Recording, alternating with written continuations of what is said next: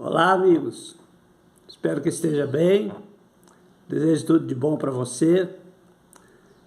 Uma boa semana, então, aí para todos. Eu resolvi gravar esse vídeo para a gente tocar num assunto que é o assunto do momento, em função até da polarização, né, política e o envolvimento da religião na política.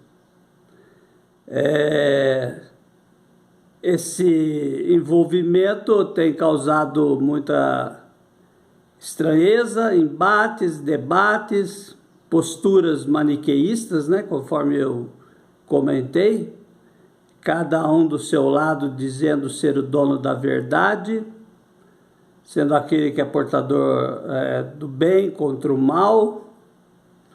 E o interessante é que todos se acham do bem e ambos os polos, considerando que o outro é o mal a ser combatido do outro lado. Então essa visão maniqueísta que está misturando política e religião, ela compromete o espírito fraterno que se busca. E quando a gente fala aqui de religião aqui no Brasil, nós somos uma nação com base sedimentada judaico-cristã. O cristianismo, então, é a religião majoritária e é onde é que se dá o cenário dos maiores embates. Então, o foco está sobre nós cristãos. E, infelizmente, a gente não tem exemplificado aquilo que o Cristo ensinou. O Cristo não ensinou o confronto. Cristo não nos pregou a intolerância, não nos pregou a divisão entre irmãos. Muito pelo contrário. Ele até reconhece que haveria divisão entre os irmãos, dado a nossa ignorância. Então, o irmão se voltaria contra irmãos. É uma constatação, não quer dizer que ele incentivasse ou professasse esse tipo de pensamento e doutrina. A doutrina dele é de amor ao próximo, é de aproximação, é de respeitar as diferenças, é de amparar os mais fracos, é de dar oportunidade para que todos possam levar uma vida digna dentro das suas condições. Então, na medida em que nós cristãos começamos a nos impor a nossa maneira de ver, né? E aí entra a maneira teológica de cada um no mundo cristão, como é que é a interpretação teológica, se ela é uma interpretação católica, protestante, espírita, ou budista, ou qualquer outra, não deveria haver confronto entre essas doutrinas, já que todas elas pregam a compaixão, o amor e a caridade. Então há um destoamento do que se é pregado nos livros e do que é se feito na prática. Eu vou compartilhar com vocês uma aula que eu tenho, e essa aula é sobre religião, religiosidade, espiritualidade. Eu fiz um condensado com um número menor de slides para caber num vídeo como esse, para que a gente possa ampliar, e até mesmo para você que é leigo, que é aquele que ainda olha esse universo, esse embate todo no meio cristão, e não compreende, mas que você possa ampliar o entendimento e ver que o que é ensinado, o que se espera, está muito longe do que é praticado. É lógico, com certeza, nós temos muitos cristãos valorosos que estão praticando, vivenciando. Mas sabendo, então, aprofundando no assunto, entendendo um pouco melhor esse universo, é que a gente consegue identificar e separar o joio do trigo, que na expressão de Jesus é aqueles que caminham no caminho errado do joio e aqueles que estão no verdadeiro caminho, que é o trigo, que produz a boa semente. Então eu convido você a acompanhar esses slides que eu vou passar agora para vocês. E espero que eu possa estar ajudando e complementando, ampliando, ou até mesmo repisando esse assunto, para que ele esteja bem consolidado em nossas mentes, para que ele realmente, a gente possa, na hora de exemplificar, lembrar esses conceitos e ter eles como referência para as nossas ações, tá bom? Vem comigo então, vamos juntos conhecer esse assunto através desses slides, tá bom? Obrigado pela companhia, você que puder ficar até o final do vídeo, eu agradeço muito.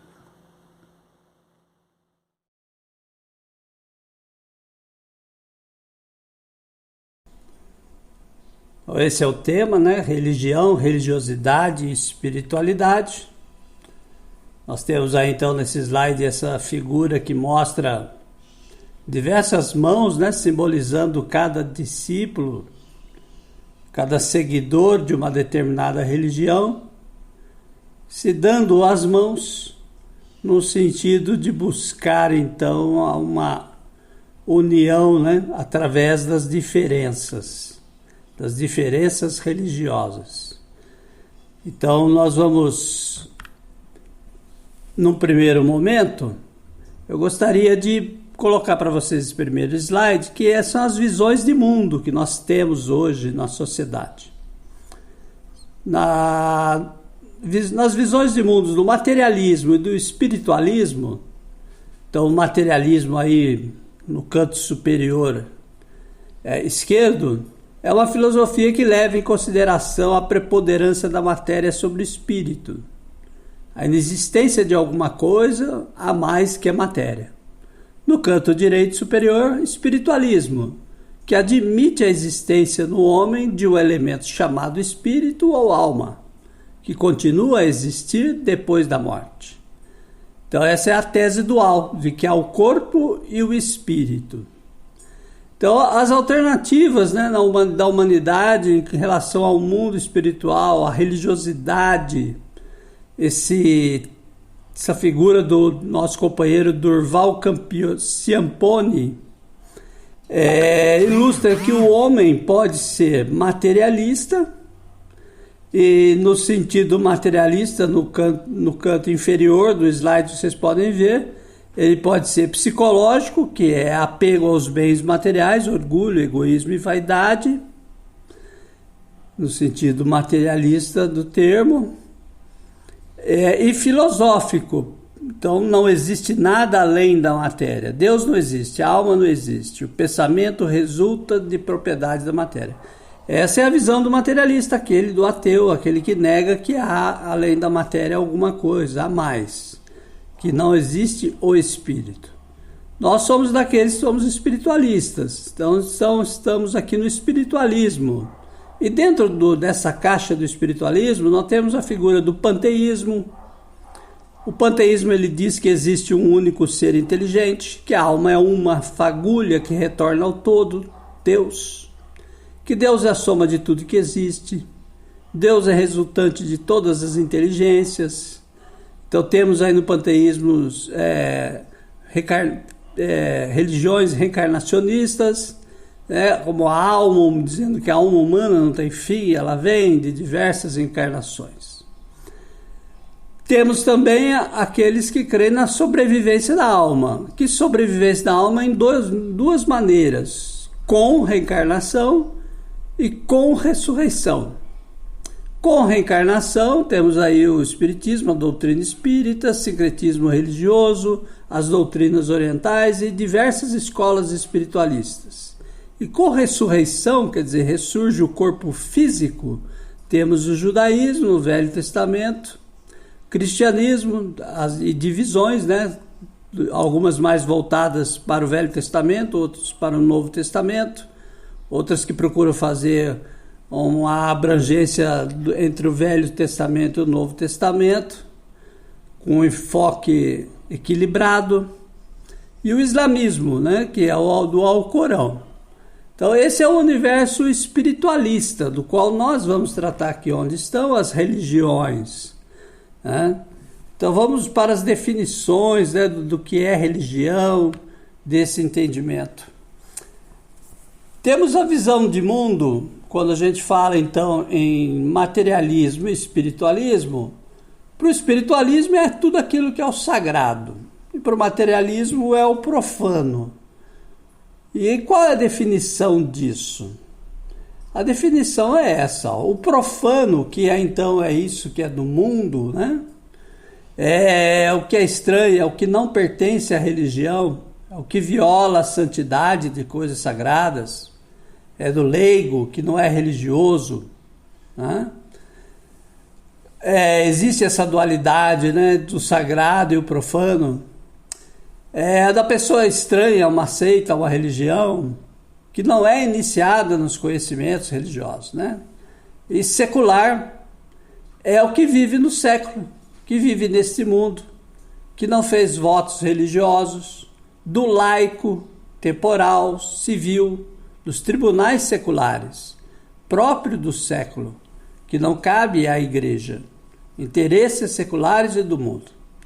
Então, o nosso Estado, o Brasil, ele é um Estado laico. E é necessário que assim seja, porque há aqui no nosso país, apesar de ser sedimentado uma base judaico-cristã, há diversas religiões, né? São as religiões espiritualistas, orientais, esotéricas, as de origem da matriz africana, entre muitas outras, e das cristãs, que são conhecidas por todos. Como aqui nós não temos uma teocracia, e sim uma democracia, a teocracia diz que é o governo de Deus, e aí então se elege o representante de Deus para governar. Diante de tantas religiões, quem seriam aqueles que melhor representam a Deus? Todo mundo se diz o melhor representante de Deus. Então aí vai surgir o conflito entre as religiões para exercer o poder, a política.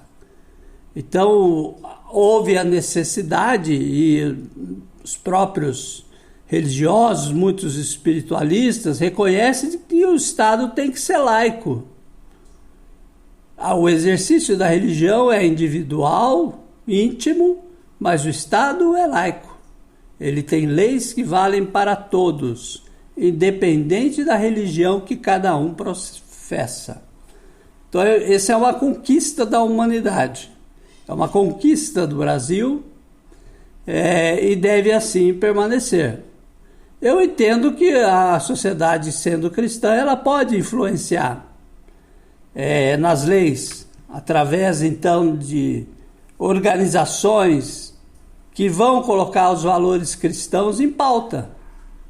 E isso é perfeitamente aceitável, mas valores cristãos e não os dogmas, as visões teológicas, né, sendo impostas para outros que têm outras visões. Há de se respeitar a visão teológica de cada um. Então, por isso a necessidade do Estado ser laico e os valores cristãos passarem, então, pelo processo de elaboração através da política de leis que beneficiem a todos indistintamente. Ok? Agora vamos para a questão do sagrado, né? O sagrado, a palavra sagrado, ela provém do latim sacrum, que se referia aos deuses ou alguma coisa em seu poder.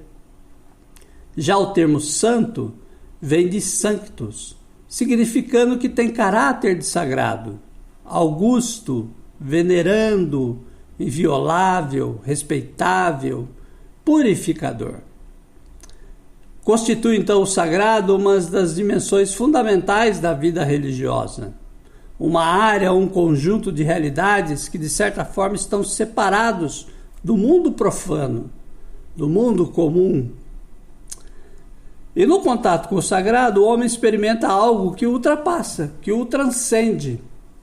Assim sendo, as realidades sagradas não existem em função das suas próprias características, mas sim devido à transcendência delas manifestada.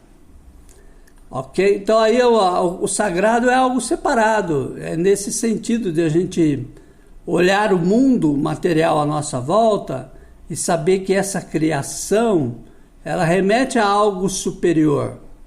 E o sagrado para nós, ele vai na direção daquilo que nós entendemos como Deus, como sumo bem, como bem maior. Todas as virtudes humanas, Deus as tem numa condição infinitamente maior. Então Deus é esse receptáculo sagrado, essa inteligência cósmica sagrada, que está além das limitações do mundo material e da limitação humana. Ok? Vamos agora então para a questão da religião em si.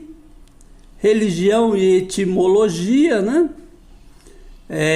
A palavra religião existente no português desde o século XIII é um termo derivado do latim religio ou religionis, que é culto, prática religiosa, cerimônia, lei divina, santidade. Isso então seria na etimologia da palavra, no significado original da palavra. Agora temos o entendimento também de religião como relegere, que isto é, reler, revisitar, retomar o que estava largado. E pode ser visto nesse contexto como um ato de reler e interpretar incessantemente os textos de uma doutrina religiosa ou como a retomada de uma dimensão espiritual, da qual a vida terrena tende a afastar os homens. Então, entre os autores modernos, ganhou com a popularidade, né, esse conceito que liga o vocábulo religião ao verbo religare, que é religar, atar, apertar, ligar bem, trazendo a ideia de que caberia à religião atar os laços que unem a humanidade à esfera divina, a Deus. Então é a religião vista como algo maior, macro, que nos religa com o Criador, que no momento nós estaríamos afastados da sua presença. Ok?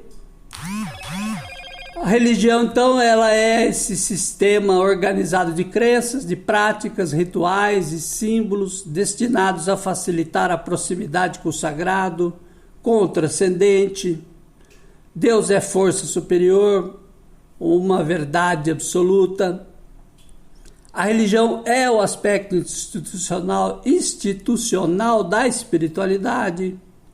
Religiões são instituições organizadas em torno da ideia do espírito, daquele que sobrevive à morte, da imortalidade. Religiosidade diz respeito ao nível de envolvimento religioso e o reflexo desse envolvimento na vida da pessoa, o quanto isso influencia seu cotidiano, seus hábitos e sua relação com o mundo. Ok? Então veja aí a grande importância da religião com suas crenças, práticas, seus rituais, seus símbolos, que é nos aproximar de Deus, é nos trazer a ideia da imortalidade do espírito. Então essa religiosidade, ela pode se manifestar de duas formas. Pode se manifestar de uma forma intrínseca e interior e extrínseca, voltada ao exterior.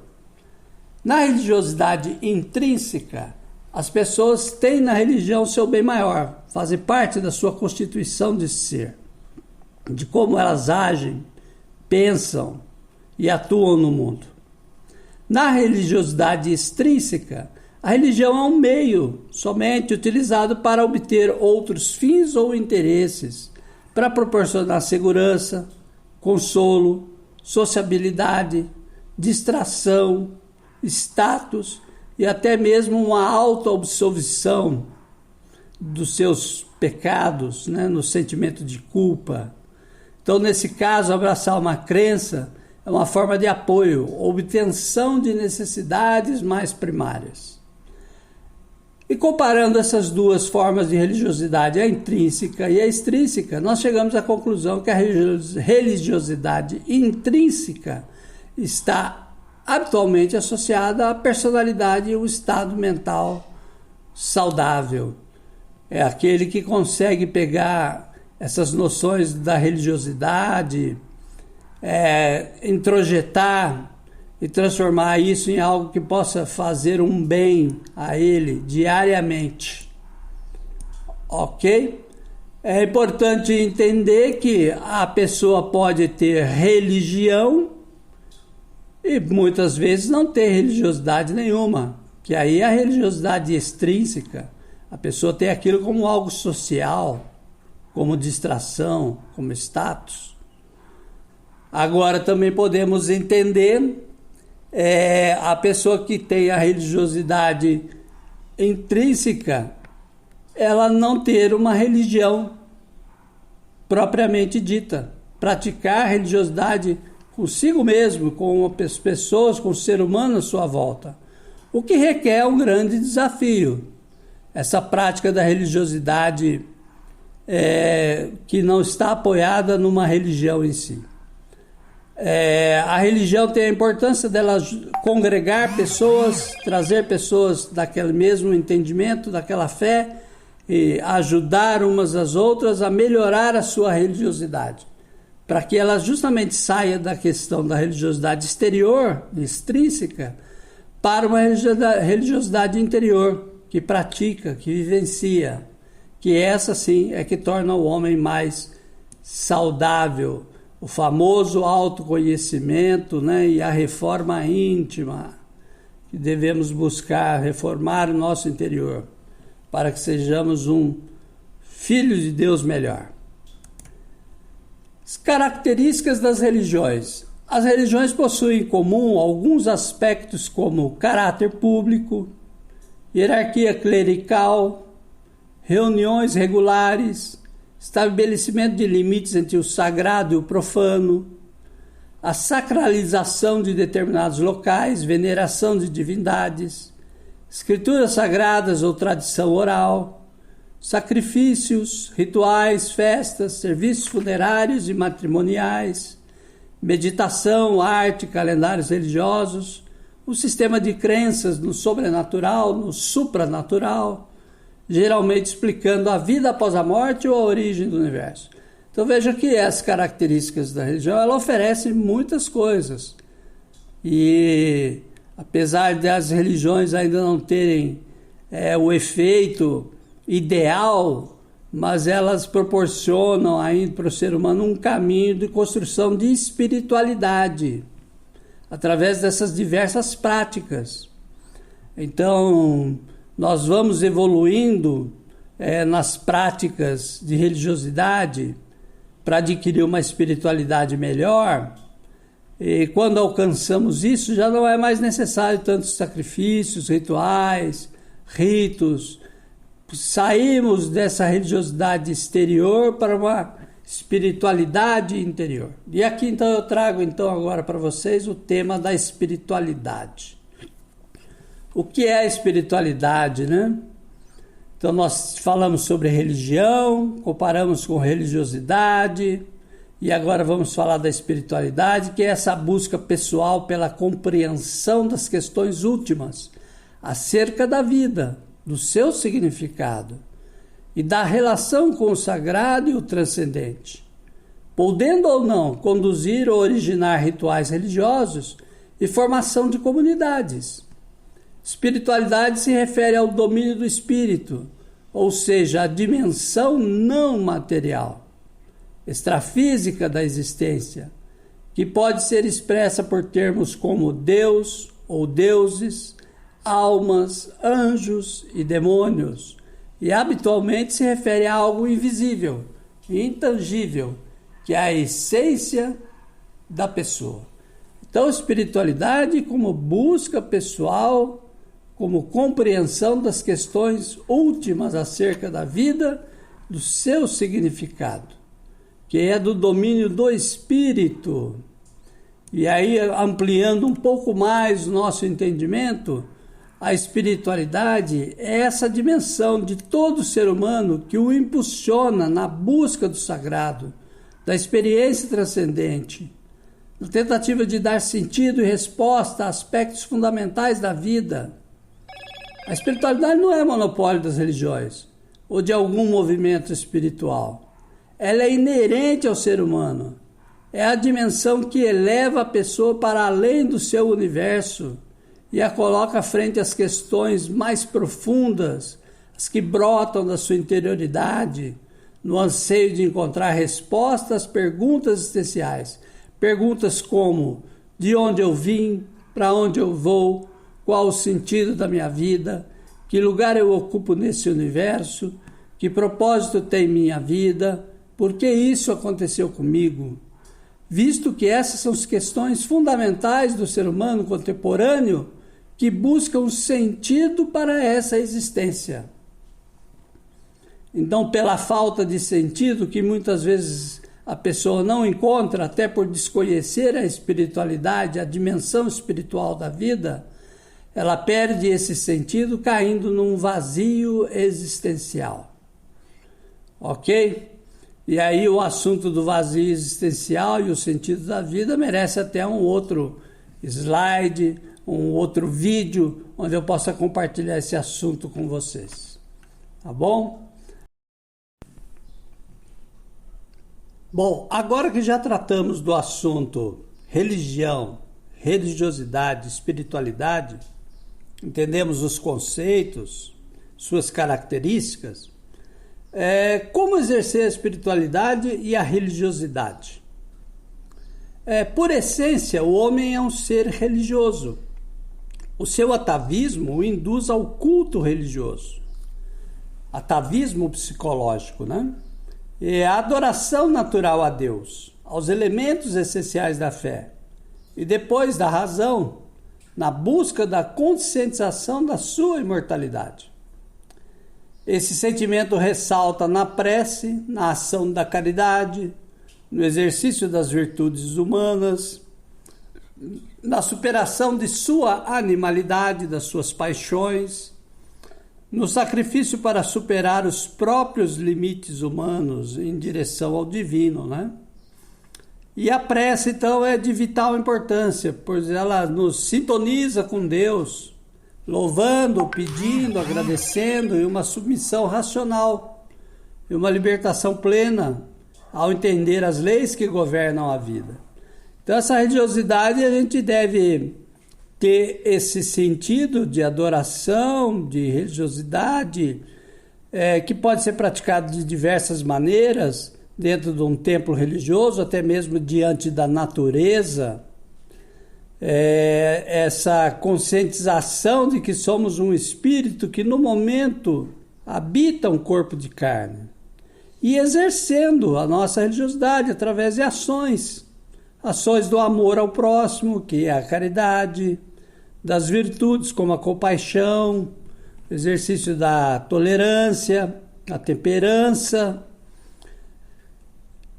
da piedade, entre outras inúmeras virtudes, né? E no confronto com as nossas paixões, procurando colocar o espírito acima das paixões, né? Então, que numa hierarquia o espírito é superior à matéria, e não a matéria domina o espírito. Então, na medida que você se espiritualiza, você começa a ser senhor de si mesmo, e do meio à sua volta, do seu corpo físico e da materialidade ao seu redor. E nessa prática, a prece é importante, a oração, porque ela é o canal de sintonia. Todas as religiões falam da prece, da oração, da reza.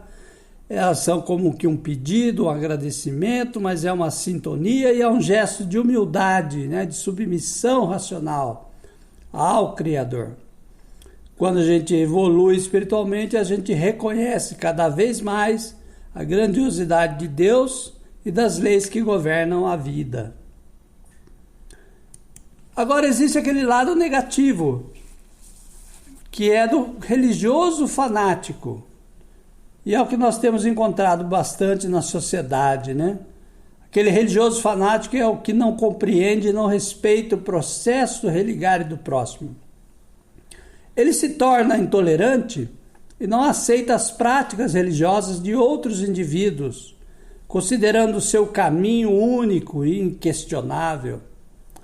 E acontece com isso que alguns sistemas religiosos podem gerar indivíduos de religiosidade, mas como alguns religiosos se apegam ao poder e às fórmulas, tendem a manipular as mentes atormentadas e sofredoras, obrigando a todo aquele que não esteja em sintonia com seus ideais que se tornem submissos. Daí então as crises de que surge a intolerância religiosa. Então vejam que em tempos como os de hoje, de grande embate no meio religioso, essa situação de fanatismo, ela se manifesta constantemente através de palavras ásperas, de condenações, julgamentos, daquela mesma boca que procede bênção a Deus, procede maldição contra o próximo, e até mesmo atos violentos. Então é o pior lado da religião, é quando a pessoa se torna fanática e não consegue respeitar que todas as pessoas têm o seu modo de se ligar a Deus, o seu processo religário. E nós está faltando bastante isso no dia a dia. Infelizmente nós temos presenciado muitas situações de fanatismo ao nosso redor. A cura do fanatismo é o diálogo religioso.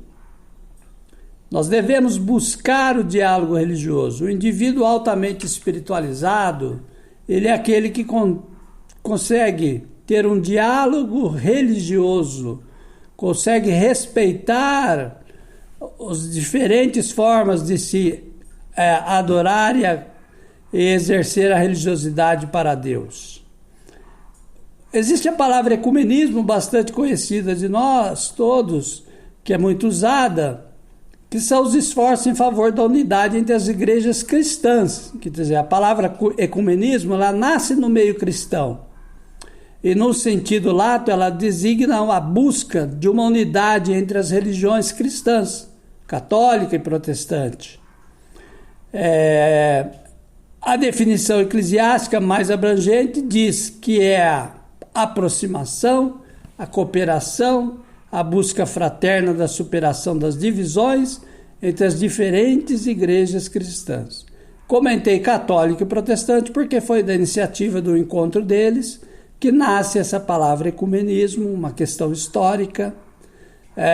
Religiões cristãs, nós sabemos que há uma diversidade delas, então, e até mesmo há cristãos sem religião. Então eu entendo que essa busca de unidade é em torno do pensamento do Cristo. O Cristo deve ser então aquilo que alguns estudiosos falam que deve ser a nossa chave da hermenêutica, de entendimento do Evangelho. Então nós devemos buscar sempre em Jesus Cristo tirar as dúvidas com relação a diferentes teologias cristãs que se apresentam na sociedade. É olhar para aquilo que Jesus disse. E muitas vezes a diferença ela vai ser inevitável. Eu entendo que no essencial Jesus não deixou dúvida, que são o exercício dos valores cristãos. Esse não depende de discussão teológica.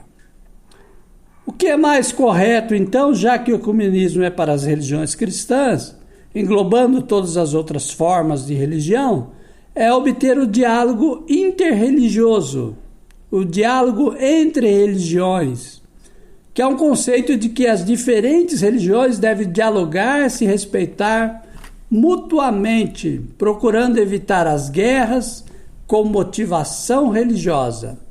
O diálogo e o compromisso interreligioso devem ser a forma pela qual as religiões se relacionam entre si.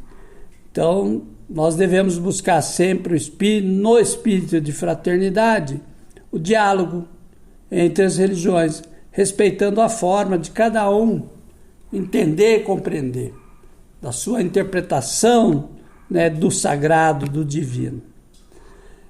E assim, então, eu vou encerrando e vejam que os slides falam sobre religião, religiosidade, espiritualidade, como praticar essa religiosidade, essa espiritualidade, as características das religiões, essa busca, né, pelo diálogo religioso.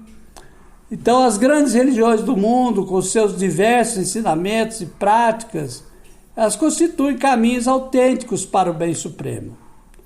As religiões do mundo compartilham muitos valores, e são valores essenciais como amor, compaixão, igualdade, a honestidade, o ideal de tratar os outros como queremos ser tratados.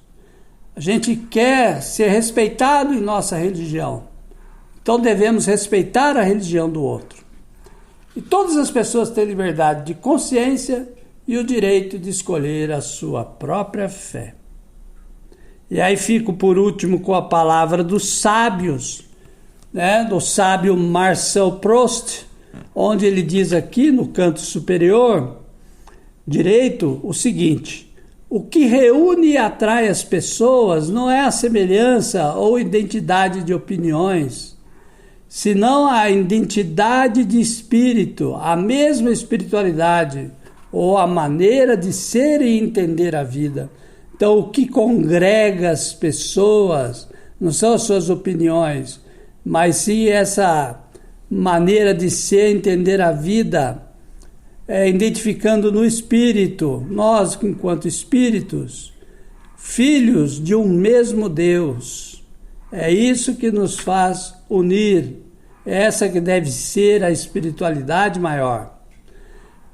Dalai Lama, ele diz assim: estou cada vez mais convencido que chegou o momento de encontrarmos uma maneira de pensarmos espiritualidade e ética acima da religião. E eu desejo particularmente que a religião nos encaminhe para uma espiritualidade elevada, superior, e de uma ética que vai em direção ao sumo bem, o bem maior, né, como dizia Tomás de Aquino. Então, que nós possamos ter esse tipo de ética que valoriza o bem, o amor ao próximo. Leon Tolstói, ele diz assim que a minha religião é o amor a todos os seres vivos. Esse, então, já encontrou na espiritualidade o elo de ligação entre o homem e até mesmo todos os seres vivos. E, por fim, o mestre Allan Kardec, do qual eu sou um admirador, ele diz assim, quando todos os homens estiverem convencidos de que Deus é o mesmo para todos, de que esse Deus soberanamente justo e bom, nada de injusto pode querer, e que o mal não vem dele, mas dos homens, todos se considerarão filhos do mesmo Pai e estenderão as mãos uns aos outros. Então temos aí sábios, no mesmo sentido, no sentido de diálogo interreligioso, de fraternidade entre os homens, e de uma religiosidade que nos religue com Deus, todos, independente das suas características culturais, pessoais, regionais, se irmanem para Deus num grande abraço amplexo fraterno que nos promova o Brasil, a terra como inteiro. Então encerro esses slides agradecido por você ter chegado até aqui e desejo a você o meu melhor abraço, tudo de bom e que possamos nessa caminhada junto convergir apesar das nossas diferenças. Que assim seja. Graças a Deus. Melhor abraço.